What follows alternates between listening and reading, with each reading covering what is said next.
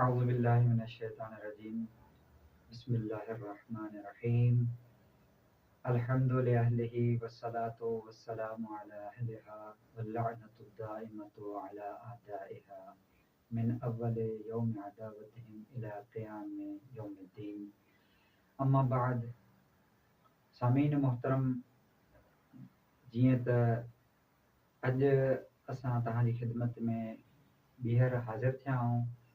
पहिरीं असां तव्हांखे इन इस्तिखारे जे मुतालिक़ हिकु वीडियो रिकॉर्ड कराए चुका आहियूं ऐं सामीन ताईं हिकु तरीक़ो ॿुधाए चुका आहियूं त माना इस्तिखारे जो कढण जो तरीक़ो छा आहे ऐं हुन ते छा दुआ पढ़ी वञे।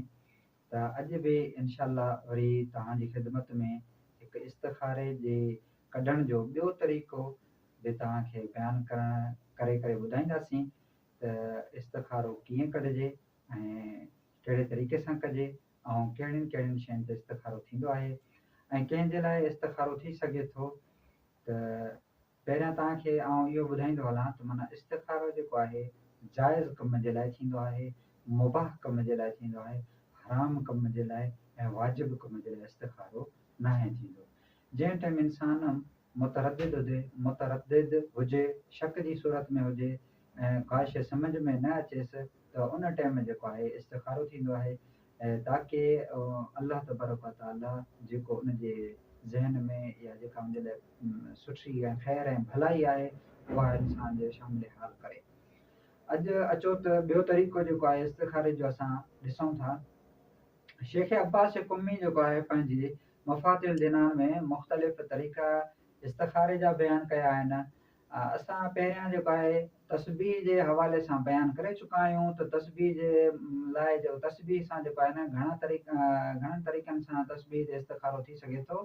तस्बीह सां ॿिनि तरीक़नि जो इस्तिखारो असां बयानु करे चुका आहियूं। अचो त अॼु जेको आहे क़ुर जे रूह सां इस्तिखारो सिखंदासीं त माना क़ुर जे रूह सां क़ुर ते इस्तिखारो कीअं कबो आहे।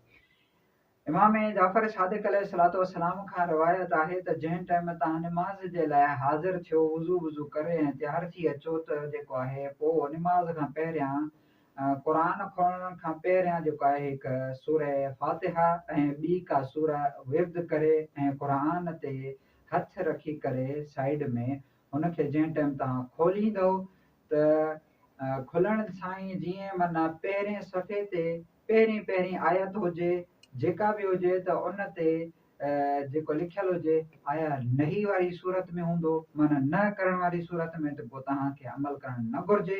जेकॾहिं अम्र जी सूरत में हुजे माना हुकुम जी सूरत में हुजे आयत त पोइ तव्हांखे जेको आहे उहा उन ते अमल करणु घुरिजे।